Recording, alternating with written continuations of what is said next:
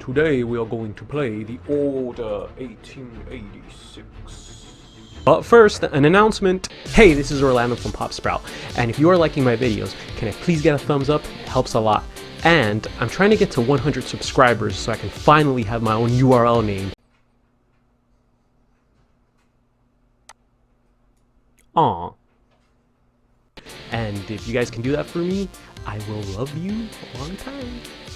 So this is going to be a two-part video. One is going to be kind of like my review of the Order 1886, even though you guys don't need one because there's a one out there, but this is just my opinion because I matter. Ow! And the second is going to be the highlights because I recorded a lot of gameplay. I recorded all my gameplay. I streamed some of it. I had to make the cutscenes fun because it was just sometimes so boring. So as the PS4's life cycle is coming to an end next year in 2020, I decided to try out the Order 1886. A lot of numbers there. Back when it first came out, it was 2015, and all the reviews were killing it. They were bombing it. They were saying things that it was too short, that it was just whack, that it was not worth the price. So I kind of held off on it till now. It just so happens that one of my friends had it, and from what I heard, it was a short game. So you know what? I was like, let me try it out and see if it's worth it. So I gotta thank my friend Andy for lending it to me. Thank you, Andy, for spending the $60 back in 2015.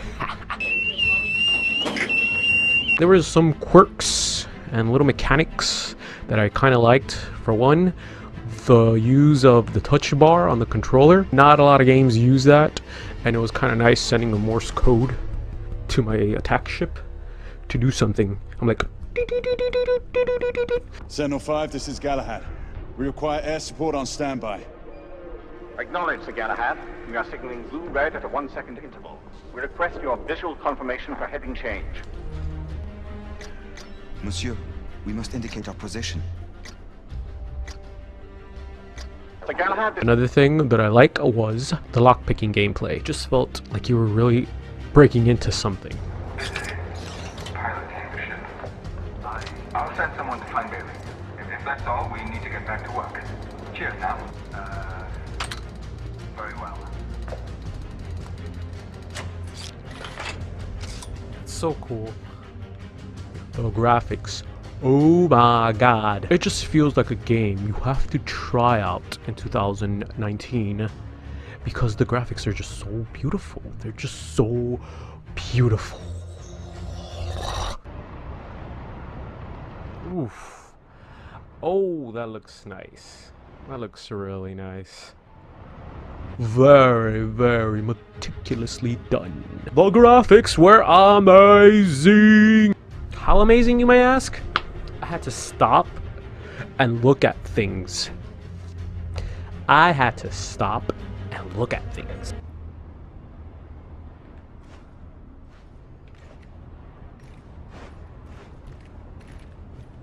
I'm getting Resident Evil 2 remake vibes, you know? That level of high quality. I was like, what's this? What's that? Wow, that looks good. Wow, that looks good. That's a nice this. That's a nice that. Wow, the physics on his sleeve are so cool. Look at that. Because of the air vent. Nice. But this game went above and beyond the graphics. What a beautiful dead body. There was one scene where they were rappelling down and you can just see the city in the background, and it was just so amazing. Look at the technology, look at video games and what have they become. They look like movies.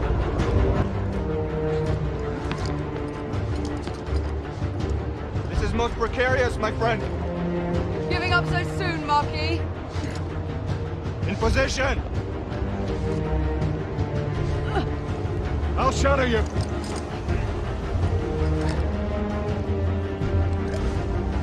Let's go. But that's where I will praise the Order 1886. The gameplay was a little clunky. The cover and shoot mechanic was okay. It's been done better in other games like Gears of War.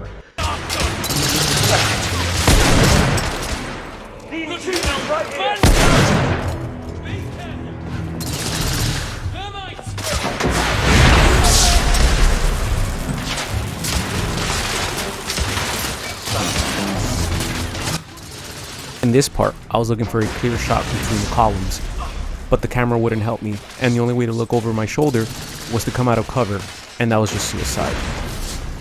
See,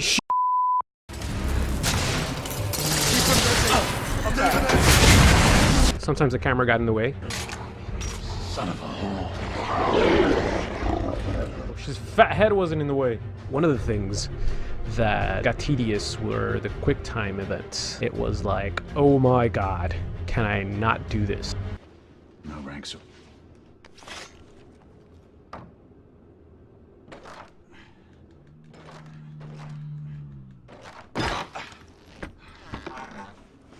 Everything in this game has to be quick time.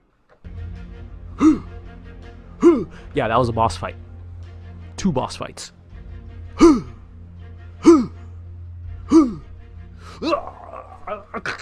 dead.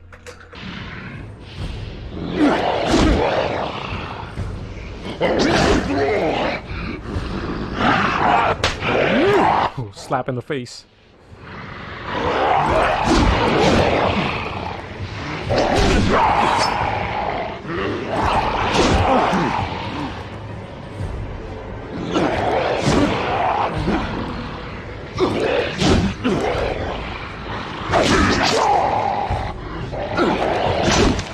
Come on, I pressed it. But on that note, the last boss was kind of intense. I don't know why. It just felt like I was like, I can't fall asleep. I can't go to sleep. I can't go to sleep. This thing will kill me. And then I gotta do it all over again. The stealth missions were horrible. Maybe because I suck at them. It was one of those things that they spot you, dead, instant. It's not even like, who goes there? No, it's not. It's like, intruder, boom!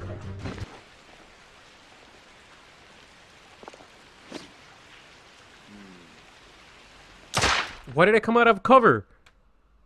And once I killed someone when they spotted me, and I still died! The game just...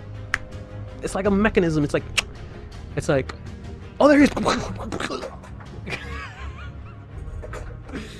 And at some points, I was just falling asleep. Maybe because I don't like super heavy story-driven games like I wouldn't say The Last of Us, but I would say Heavy Rain, Beyond Two Souls, Detroit Human, I think it's called. This game is kind of like that. It's not all that.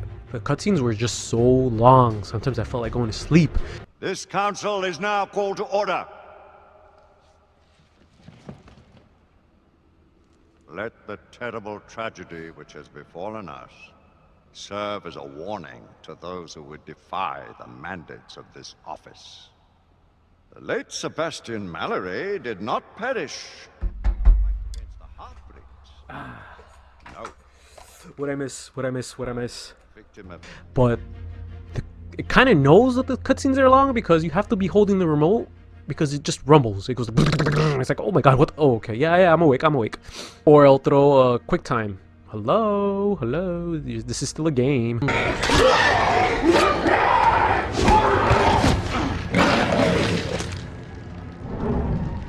Oh my god, I always freak out. No! For one thing, the story, you go in thinking that you're gonna fight werewolves, goblins, monsters. It's just what it looks like. It's the vibe that it gives. It gives vibes of a horror game, although it does have a little bit of horror elements. Okay, here we go.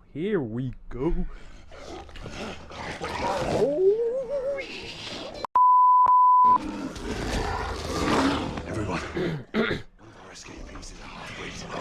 Everyone.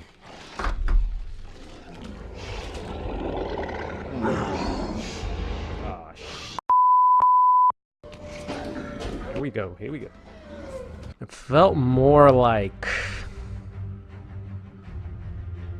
the League of Extraordinary Gentlemen. I ran into 2 werewolves.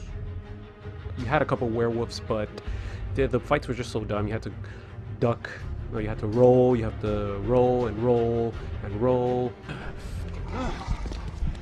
No. Okay. Hold my senses. Here we... Woo! Where'd he go?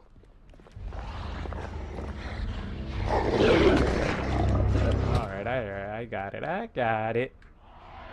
I got it. Here we go. Here we go. Alley-oop.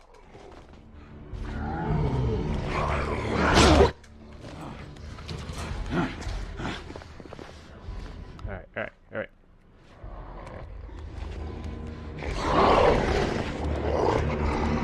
Okay, okay, okay. I got it, I got it.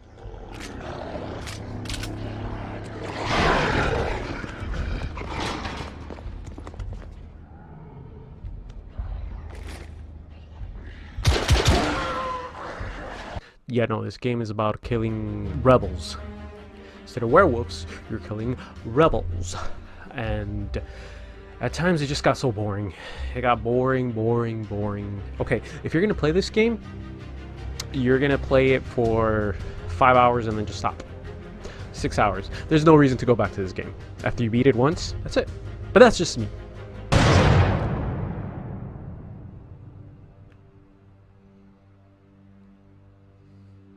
The Order 1886. Is that it? What? That's it? What? Ooh,